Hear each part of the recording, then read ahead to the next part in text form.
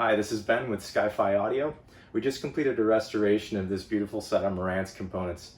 We have here a Model 7 preamplifier and a Model 8B power amplifier. These are both all-tube units made in the USA, and they come from the golden era of Marantz, which was roughly the late 1950s to the mid-1960s. They feature some of the best industrial design, circuit design, and component selection from the time period. In fact, we find that the component selection is so good that in a typical restoration, a lot of the signal path components can stay in place. It's very tempting for technicians when they see a piece of this age to shotgun replace every capacitor in the unit. At SkyFi, we take a slightly different approach, which is what we're going to cover in this video. The main things that we're concerned about when we are dealing with a piece that has this amount of historical significance is, number one, we want to make it safe for the end user. And that usually consists of rebuilding the power supply so that it is stable and it's not going to cause issues that may eventually damage components. The second thing is we want to maintain the exterior look of the unit and to some degree the interior look for future service considerations. And then the third thing is we want to be conservative with our component replacement so that we can maintain as much of the original sonic signature of the piece as possible. So let's dive in. Let's take a closer look at the exterior of the Marantz 8B. So we can definitely see Saul Marantz's experience and influence in the industrial design of this unit. Really nice symmetry here with the layout of the tubes. And this iconic Marantz bias meter. And by the way, setting bias on this amplifier is probably the easiest out of any amp that I've ever worked on. It's, for the end user at least, the feel and the ability to easily adjust the bias is excellent. Now, when we're doing a restoration, the main thing that we need to consider here is the original electrolytic cans. Now, these are reaching the end of their lifetime, but what we don't want to do is swap out the actual can. This is like a metal can, and it's finished in an off gray. A lot of the replacements that you could get for this, they're not going to be this size, and they're going to be like a chrome or aluminum color, and it'll kind of ruin the aesthetic of the outside of the amp. So whenever we work on these, we like to leave these original and then rebuild with discrete electrolytics underneath the chassis, which we'll look at next.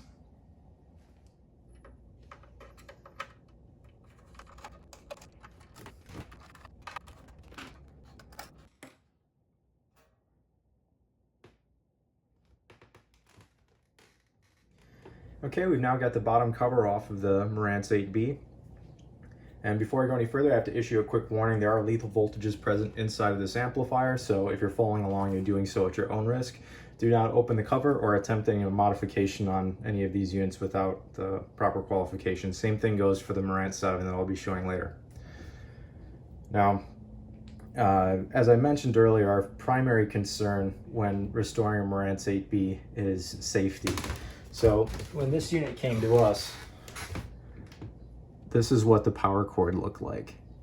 You'd see these big cracks. It's completely dried out. I bet if I go here, this is just gonna snap. Not quite, but pretty close to it. And then what was actually installed inside of the amplifier. So this is, this point where it's twisted here is where it would have entered this little clip in the back. You can see the wires here. This is just so brittle and dried out, probably from heat. So this is the type of thing that is not safe for an end user. So that was the first order of business, was replacing the power cord with something that was, flexible and not going to cause any issues. All right, so now we're gonna be focusing on this section right here. And this is the majority of the restoration. This is the power supply of the unit. So from the power cord, the first thing that happens is we've inserted an NTC thermistor. This acts as an inrush current limiter. And what this does is it makes it so that when you initially turn on the amplifier, you don't get a super high voltage spike going straight to the capacitors. It starts up a little bit slower. The original diodes have all been replaced. On some of the 8Bs, there's a selenium rectifier back here, and those are notorious for dropping in voltage, and they can have some really toxic smoke and stuff when they do fail. So we've replaced that with a silicon diode, and then we've also got silicon diodes here for the B+. New axial electrolytics for the bias supply, and then the main thing that needs to happen in here is the original gray electrolytic cans from the outside of the unit that I showed you in the exterior clip. Those are right here. We've removed every connection from those and taken those leads with the same colors. So we replaced the wire, but it's uses the same color codes. That's coming into these 3 capacitors here, arranged on a terminal strip to take advantage of the vertical space inside of the chassis. And this keeps the replacement parts in an area that doesn't cover anything. So when another technician comes and opens this up, it'll look pretty much like a stock unit, and they'll be able to follow the colors just like they would in a stock unit and get to the same values in these capacitor cans. We've also taken advantage of this clip. So basically the capacitor that used to be here and this little one act as what's called a voltage doubler, and it's basically one on the outside, one on the inside. They're the exact same value and they work in tandem in the power supply. So what we've done, because modern components are so much smaller, we were able to get both of those capacitors inside of one cylindrical form factor here and use the existing clips. So this is going to look a lot more stock than if some capacitors just been smacked in with silicone down in this area. So that's the majority of the restoration that we do at SkyFi, focusing on the power supply, making sure it's stable and safe. Next up, we're going to look at this section here. So this is mostly the signal path. This is coming from the input jacks through all the tube circuitry and then back to the output transformers and out again. So what we've got going on in here is these brownish colored caps in this area and down here underneath those resistors. Those are all called out as Mylar on the spec sheet. And Mylar capacitors have a much longer lifetime and expectancy than paper. Now there are some paper capacitors that are still in this unit. We've got here, here, and here. But these are arranged in parts of the circuit that have almost no voltage. This is right off of the inputs going into the grid of the first input stage.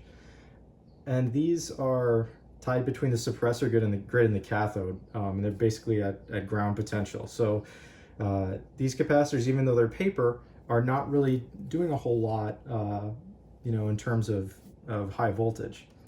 So I've been running it with these capacitors on some extended tests, and I've seen no issues or no signs that these are going to cause a problem at this moment.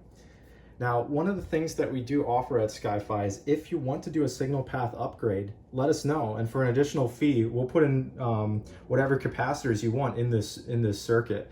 So if you've listened to a friend's 8B, for example, and they used a specific brand of capacitors, you really liked how that unit sounds, let us know, and we'd be happy to do some additional modification for you. But we want to present it this way in our initial listing so that if somebody wants to listen to one that's as close to what it would have sounded like in the 60s, that they have that opportunity. Now, the one caveat with capacitor replacement is there's going to be certain requirements. First off, it has to be acceptable for the circuit. We're not going to put in some esoteric parts that are made in somebody's garage that we don't know if the voltage rating is going to hold up to spec.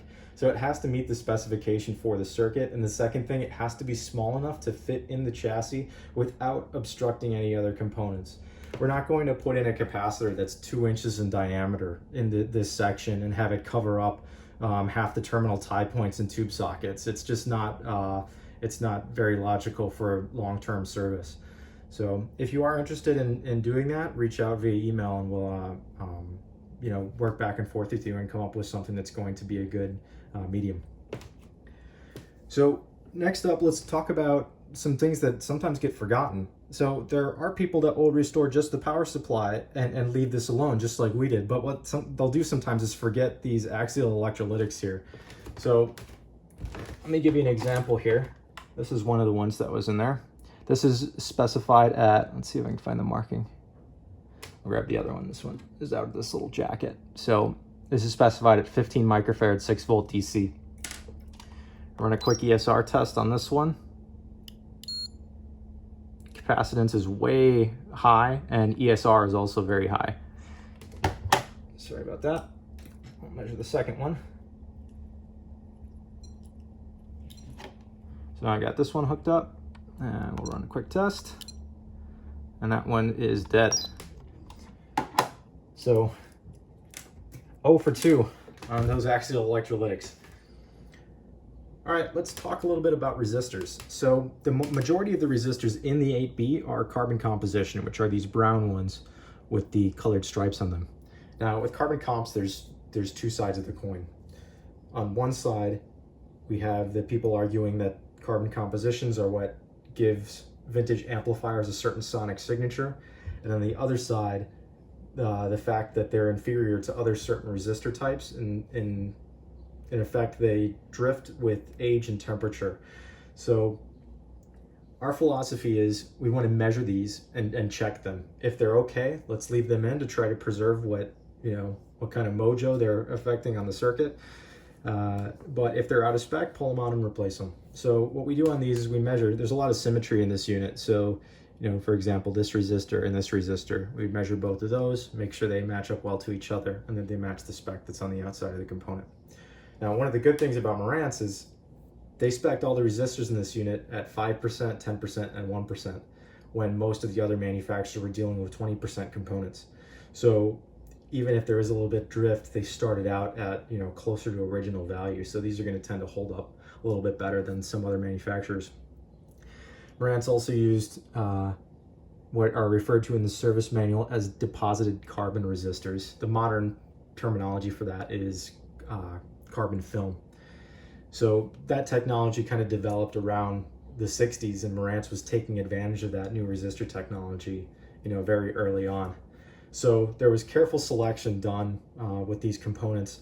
There's these little variable capacitors and things for trimming out the feedback circuitry. A lot of attention to detail on this design and implementation.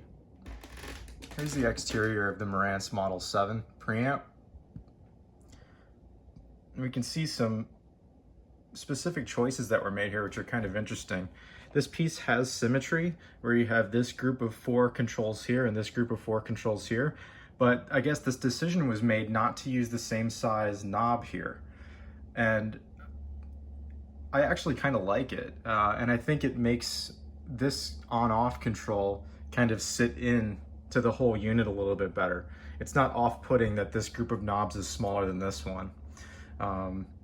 And there are pieces that use a lot of really big knobs like this, all the same size, like a Phase Linear 4000 is probably a good example of that. And it looks kind of cluttered. So I don't know exactly what was going through the designers' heads when they completed this design, but it's just a really beautiful piece to look at.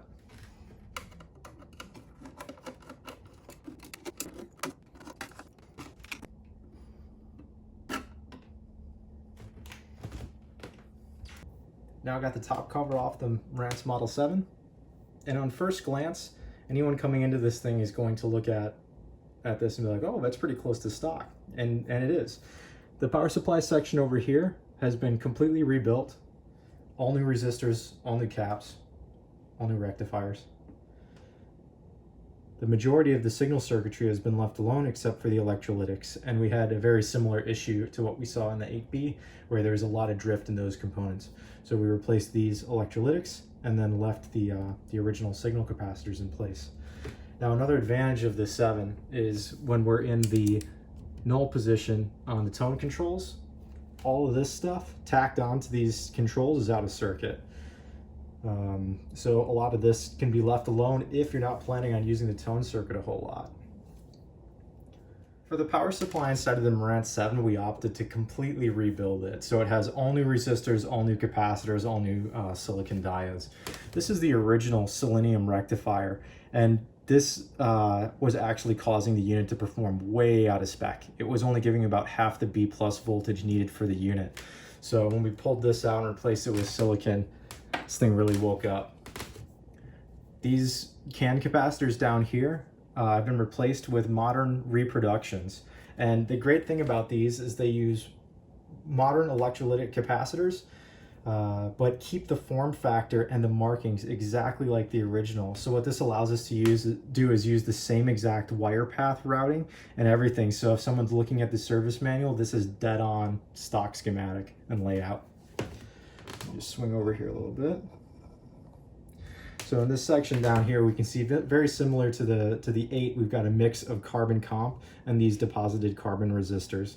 Again, we went through and checked all these for balance, and everything is all good. We've replaced the volume control in this unit with a modern Alps control, and this not only performs better than the original, but it gives it a really nice smooth feel. So rotating this knob just feels amazing. It gives the feel of the piece a match to how nice it looks. This is the original control. And it was working, but it wasn't performing up to spec. What ended up happening with this control is throughout its rotation, the balance would change. So you need to constantly adjust the balance pot to compensate for improper tracking in the control. So I'll show some shots on the oscilloscope so you get a better idea of what I'm talking about.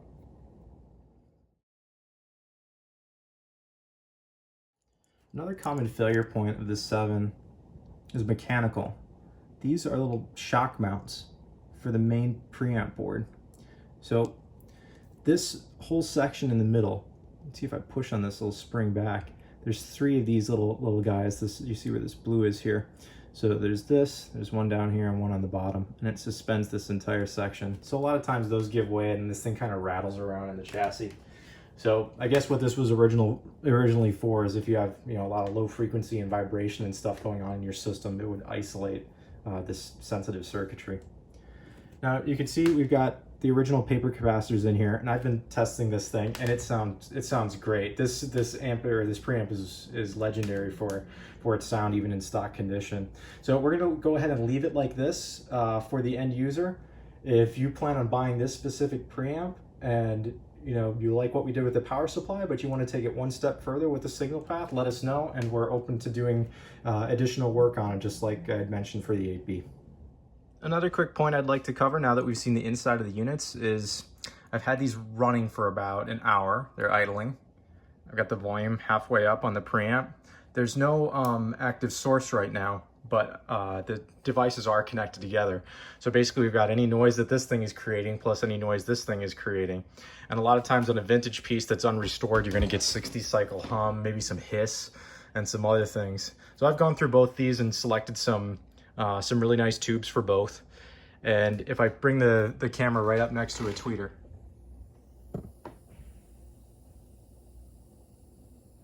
these things are almost dead quiet. And as far as tube electronics are concerned, they are dead quiet. I can't hear any sort of noise coming out of the speakers unless my ear is right on the tweeter itself.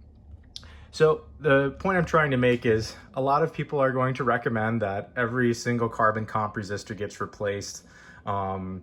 Every single paper cap needs to get replaced. But what we did on these is just, analyze the situation and came up with the best alternative, where those papers can stay in place. Are the carbon comps there close enough to original value, and are they in parts of the circuit that aren't going to cause issues? Again, this is Ben with SkyFi Audio.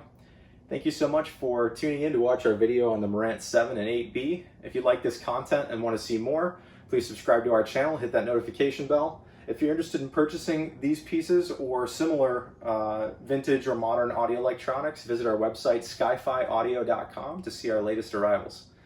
Again, thanks for watching, and we'll see you next time.